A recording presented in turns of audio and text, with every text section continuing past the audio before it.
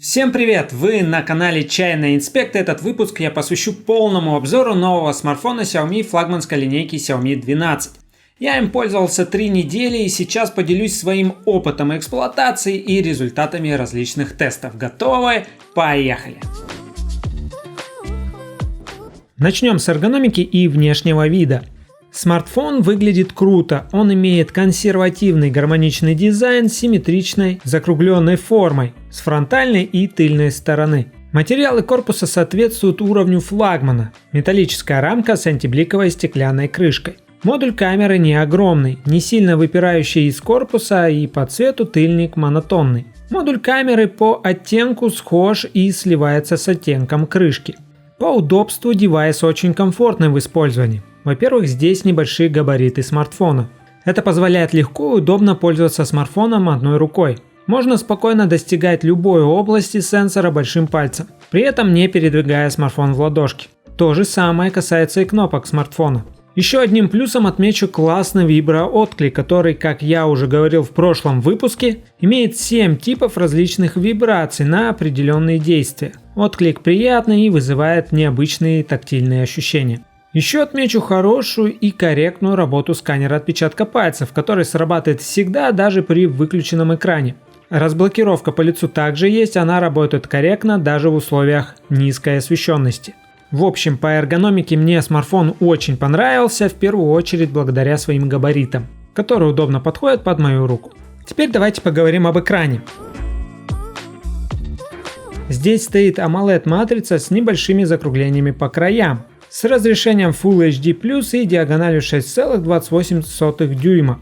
Рамки здесь миниатюрные, по краям из-за изгиба их практически не видно, а сверху и снизу рамка небольшая. Смотрится экран практически симметрично, но все-таки нижняя рамка чуточку шире верхней. При прямом угле обзора закругления не дают засвета или затемнения экрана. При небольшом наклоне боковая грань выглядит немного ярче остальной основной поверхности экрана.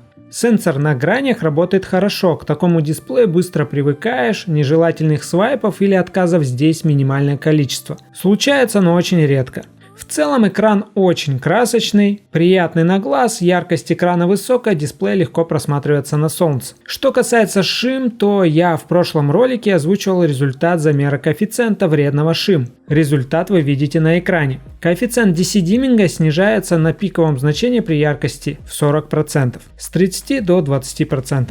И если рассматривать подробный график спектра, то видно, что DC-димминг вытягивает частоты спектра к более нормальному уровню. Без DC-димминга пик частоты составляет около 500 Гц.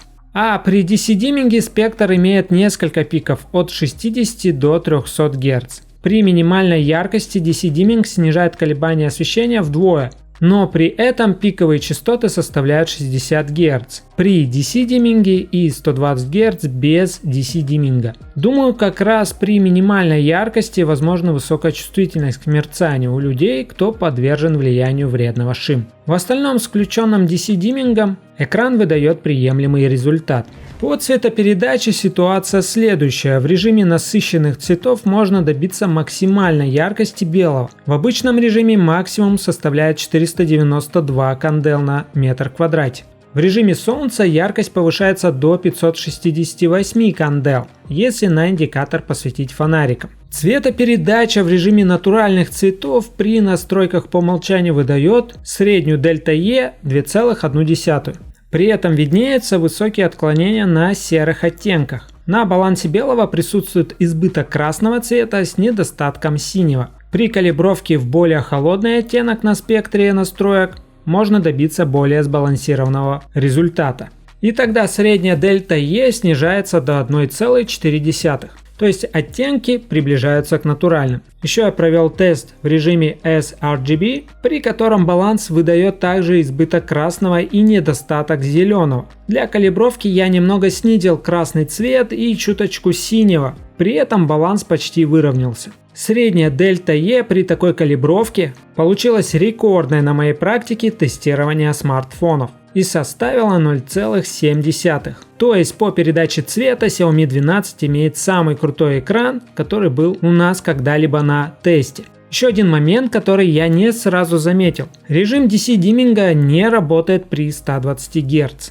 только при 60 Гц. Если говорить о скорости отрисовки экрана, то разница в плавности работы смартфонов при 60 и 120 Гц заметна невооруженным глазом. Экран плавный при 120 Гц работает без подтормаживания и зависаний в интерфейсе. Иногда частота падает до уровня не ниже 60 Гц при прогрузке приложения на несколько секунд, затем быстро восстанавливается до 120 Гц. Сенсор также здесь шустрый, задержка неощутимая. В общем, экран мне в целом понравился, он соответствует уровню флагманских смартфонов. Здесь 12 бит, сочная яркая картинка с очень высокой точностью передачи оттенков. Настала очередь поговорить о производительности. Для сравнения с новым Xiaomi 12 я взял смартфоны с прошлогодними топовыми чипсетами от Snapdragon и MediaTek. Это OnePlus Nord 2 с Dimensity 1200 и Realme GT со Snapdragon 888. Опять же, я буду здесь сравнивать только производительность. Помимо процессора отмечу преимущество Xiaomi в том, что здесь стоит металлическая рамка, а у остальных пластиковая. Перед тестом все смартфоны были заряжены на 100%, яркость экрана я выставил на уровне 400 люкс.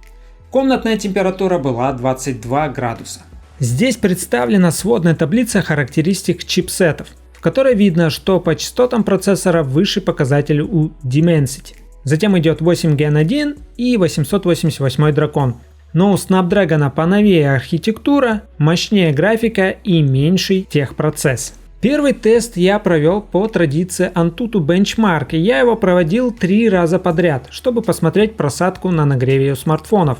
Сразу сделаю одну заметку: из-за того, что у Xiaomi в теплоотводе участвует рамка смартфона, это может влиять на показатели в сравнении с Realme. И на другом аналогичном смартфоне с 888 драконом и металлической рамкой результат, возможно, будет отличаться. Я сделал сводную таблицу замеров по 3 тестам с указанием просадки от первого теста. И здесь на OnePlus я случайно не сохранил данные второго теста. Но картина и без этого в целом понятна.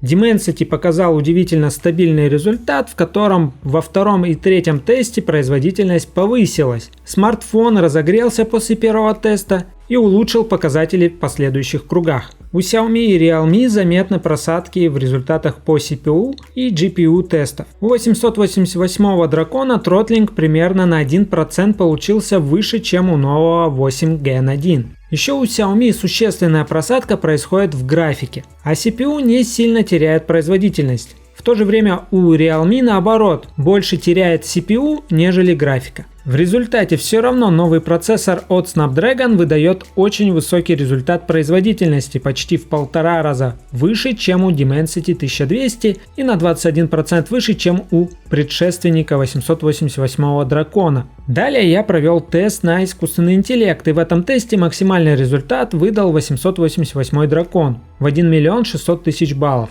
У новинки Xiaomi 12 1 123 000, а у Dimensity 1200 577 500 баллов. Затем я провел бенчмарк тест, результаты вы видите на экране. 8 Gen 1 прибавляет немного в этом тесте в сравнении с 888 драконом, а в тесте на память у новинки заметна хорошая прибавка в скорости, примерно плюс 25% в сравнении с Realme. Следующий был тест на графику 3D Mark. Я проводил в 2 захода. Первый раз я случайно оборвал тест на 10-й минуте, так как заметил, что на Xiaomi 12 сработала защита экрана и яркость снизилась почти в 2 раза. Пришлось проводить тест заново. По итогу данного теста видно, что у Xiaomi и Realme сильная просадка в графике. Но у Xiaomi результат изначально выше и просадка чуточку меньше 42,2%. У Realme просадка 44%. А у OnePlus все стабильно. Результат на уровне 4200 очков. Xiaomi даже при своей сильной просадке показывает производительность выше, чем у OnePlus. А OnePlus обходит Realme после длительной нагрузки. По нагреву с тыльной стороны у OnePlus температура максимум составляет 46 градусов.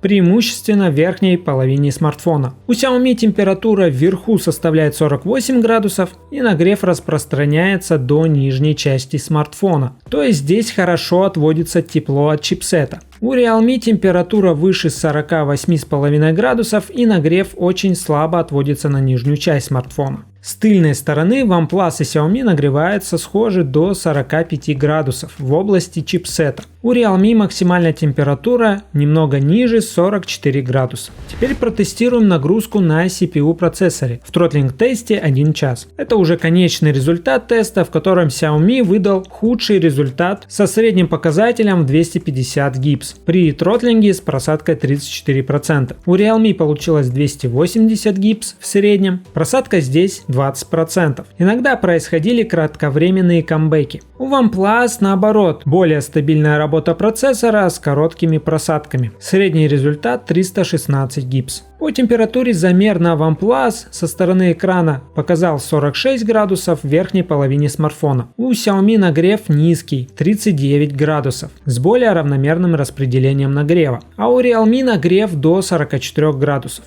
С тыльной стороны картина аналогичная: 44 градуса у OnePlus, Xiaomi выдает 39 градусов, а Realme 42 градуса. Исходя из сделанных тестов, могу сделать вывод, что скорее всего Xiaomi программно занижает производительность, чтобы не происходил перегрев устройства и чтобы процессор, аккумулятор и другие элементы не быстро деградировали со временем. Несмотря даже на тротлинг по графике и синтетике, новый Qualcomm даже в самом нагретом состоянии выдает высший результат, чем прошлогодние топовые чипсеты. Во время эксплуатации лично я первую неделю девайсом пользовался без игр, он со всеми задачами справлялся и летал. Единственное, небольшой нагрев происходил во время длительного использования приложения камеры. В остальном мощности здесь с запасом и работает смартфон в целом в холодном состоянии. За исключением, конечно же, игр, о чем сейчас подробно поговорим. Я тестировал смартфон в Genshin Impact на максимальных настройках графики. Первое время игра идет с фреймрейтом 30 FPS, и смартфон за 20 минут греется и происходит снижение частоты кадров до уровня 20 FPS с небольшими просадками до 15 FPS. В целом играть не очень комфортно, заметно притормаживание и не очень плавно идет игра. Нагрев при этом небольшой. Со стороны экрана нагрев очень равномерный по всей поверхности и составляет 40 градусов. С тыльной стороны то же самое. Почти равномерный нагрев, максимум 40 градусов. Также я играл на смартфоне в Call of Duty, игра на максималках тянет при 40 FPS. И ощущается процесс вполне плавно и шустро. Стоит отметить и автономность смартфона. Во время синтетических тестов я сделал замеры, сколько осталось заряда на каждом смартфоне. Результат вы видите в таблице. Замечу, что после всех тестов, которые вызвали сильный нагрев устройства, я сделал паузу в 10 минут. И после теста Antutu, после 10-минутной паузы Realme аномально потерял большой заряд. В остальном видно, что за 3 теста более сбалансированы по автономности OnePlus и Xiaomi 12. Xiaomi в первых тестах теряет больше заряда аккумулятора, но при этом выдает выше производительность. А вот там, где Xiaomi выдает меньшую производительность, например в тротлинг тесте, соответственно потеря заряда на Xiaomi минимальная. В повседневной жизни я не играл в игры, а пользовался смартфоном в обычном режиме, и мне заряда хватало на 1,5-2 дня. Самым прожорливым в смартфоне оказался экран. Он потребляет при высокой яркости 80% примерно 400 мА в режиме 120 Гц без черной темы и без DC-димминга. В играх смартфон также много потребляет, за 1 час игры тратится 24% заряда. По зарядке я провел 2 замера по проводу и без. Временные отрезки и заряд на них вы видите на экране. По проводу смартфон заряжается за 40 минут, по беспроводной зарядке около 55 минут. Теперь давайте поговорим о камерах. При описании снимков я в некоторых моментах буду сравнивать результат с OnePlus Nord 2, у которого стоит идентичный основной модуль Xiaomi 12. Также некоторые снимки буду сравнивать с новым OnePlus 10 Pro. Давайте приступим. Рассмотрим сначала примеры снимков, сделанные на Xiaomi 12 в отдельности. Этот снимок я делал в режиме авто на основной модуль. И здесь сразу скажу, качество мне очень нравится. Заметен контраст, а не вытянутая по экспозиции картинка. Снимок сочный, красочный, а при кропе 1 к 1 четко детализированная фотография без косяков. Сравнивая авто и режим полного пикселя 50 мегапикселей, я не заметил какой-либо разницы и прибавки в качестве при большом разрешении. Все та же детализация качества при увеличенном в 2,5 раза размере файла. Ширик в этом месте в целом выдает четкий снимок, но есть два замечания. Во-первых, здесь немного тусклая картинка, меньше красок в сравнении с основным модулем. Во-вторых, здесь видно, что программно Xiaomi не постарались выровнять искажение линзы. В углах кадры очень кривые, и это заметно издалека. Теперь давайте рассмотрим пример в сравнении с новым OnePlus 10 Pro. Здесь фото мне сложно различить, так как качество практически на одном уровне. Единственное, есть разница в фокусировке. OnePlus фокусирован больше на дальний объект. Этот пример сделан на широкоугольный модуль. Здесь оба смартфона имеют один и тот же сенсор JN1 на 50 мегапикселей, но разные наборы оптики. У OnePlus фото получилось немного светлее и более разборчивое в темных участках. В остальном схожая детализация, но разные оттенки цветов. OnePlus немного переборщил зелеными цветами. В следующем примере я в сравнение добавил Nord 2. Несмотря на то, что основной сенсор у Xiaomi и у Nord одинаковый, Xiaomi выдает более высокую четкость на дальних зданиях. Схожий уровень качества съемки у Xiaomi и OnePlus 10 Pro. Различие в том, что у OnePlus более сбалансированное фото по цветам и контрасту. У Xiaomi немного выше насыщенность и контрастность. Картинка здесь сочнее. Ширик у Nord 2 попроще, поэтому качество съемки уступает Xiaomi 12 и OnePlus 10 Pro, у которых качество фотосъемки в этом случае очень схоже. Теперь перейдем к самому сложному, к съемке в условиях низкой освещенности. Снимал в данном случае с рук, без фиксации смартфонов. И здесь снова у Xiaomi 12 и OnePlus 10 Pro получился схожий результат, по крайней мере издалека. Nord 2 выдал более темную картинку, а при кропе еще замечена смазанность некоторых деталей. Что касается Xiaomi, то в некоторых местах Xiaomi 12 уступает по детализации OnePlus 10 Pro. Но в целом уровень и результат схожи. Что не скажешь о широкоугольном модуле. Здесь у OnePlus 10 Pro качество детализации выше, за счет более завышенной экспозиции, но лично у меня нет ощущения, что фото сделано ночью. Слишком оно светлое. А у Xiaomi 12 хоть фото менее четкое и более темное, оно как раз передает отчетливее время суток и смотрится более естественно. У OnePlus Nord 2 фото выглядит слишком темным. У OnePlus есть режим съемки со стойки, где фото снимается с более широким диапазоном экспозиции. У Xiaomi такой функции я не нашел в ночном режиме, но в целом прибавка в качестве у OnePlus за счет этого режима невысокая. Заметна разница только при кропе. У OnePlus заметно выше детализация, у Xiaomi смазанность. Но при этом у OnePlus 10 Pro замечу косяки на границах объектов. Это фиолетовые отблески, которые, возможно, как раз возникают от данного режима съемки. В дневное время Xiaomi 12 на основной модуль снимает вполне неплохо.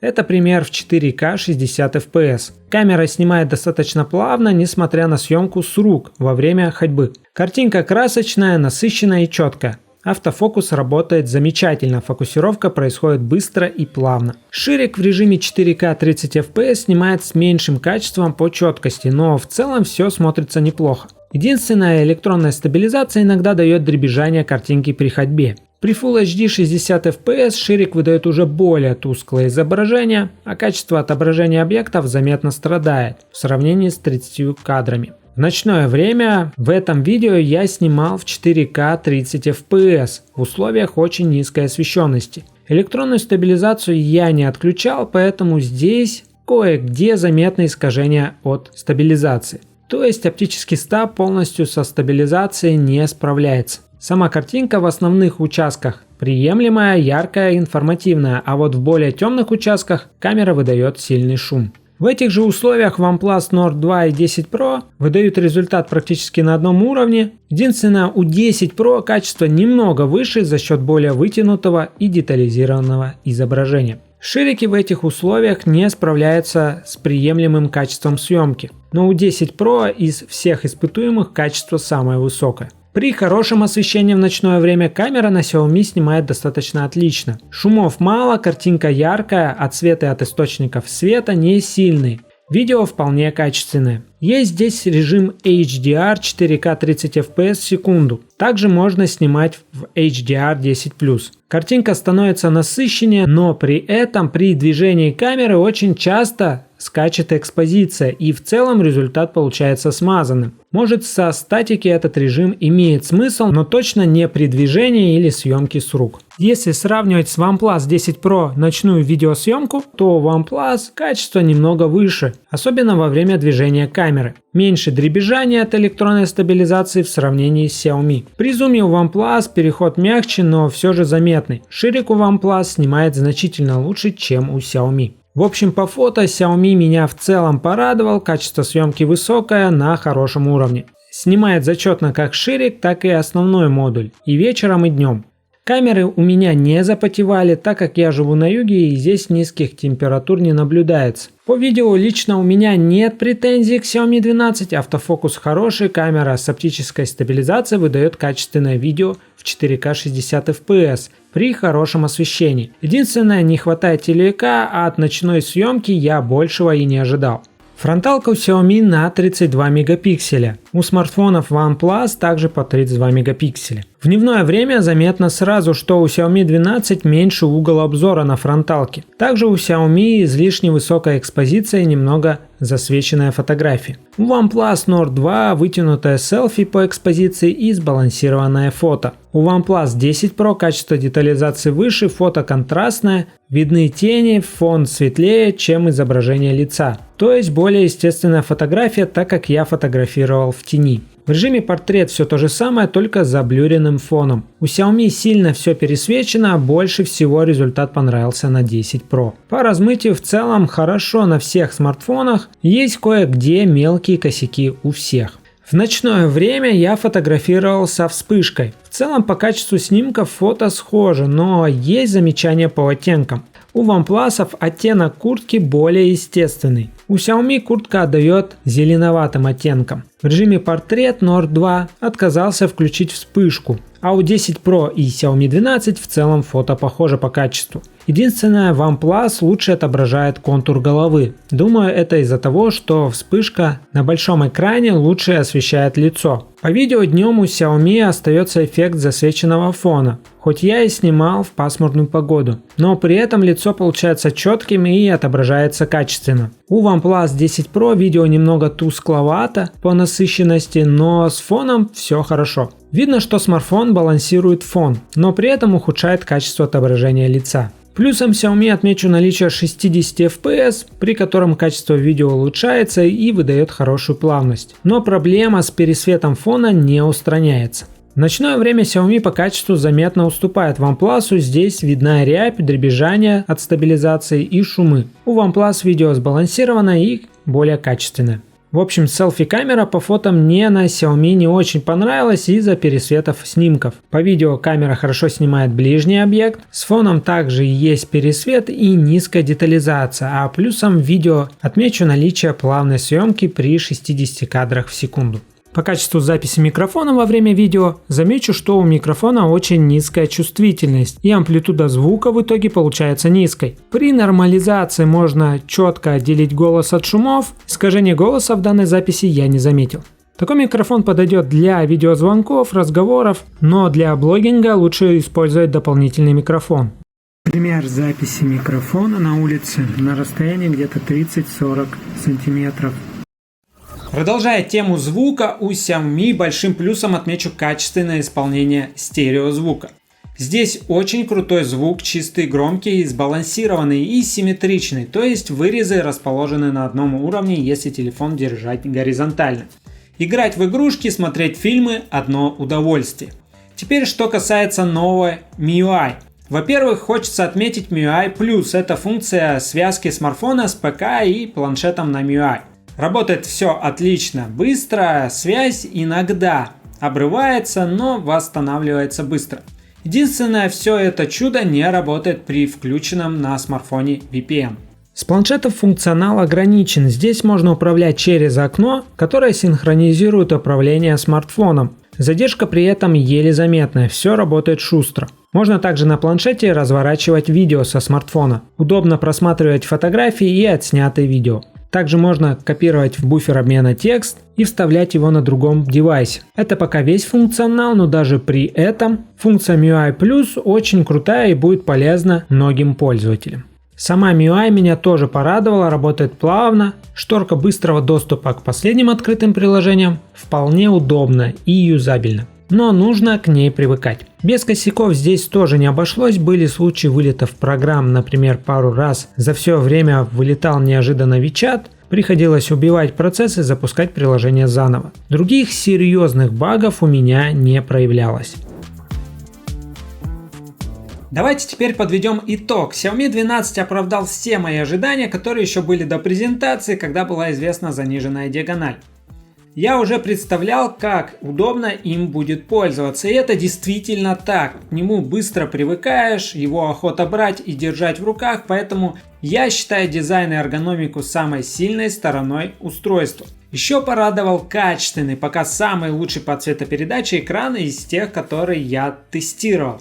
Автономность здесь тоже хорошая, процессор мощный и с короткими затратными задачами Xiaomi 12 справляется. Но не в играх, это определенно не игровой смартфон. В общем, сейчас я лично в замешательстве, так как после Xiaomi 12 мне OnePlus 10 Pro, который я думал взять себе, что-то уже не привлекает, и я в раздумьях его все-таки перепродать. А себе хочу взять такого более компактного формата девайс. А что думаете вы, пишите в комментариях. А у нас на сегодня все. До скорых встреч!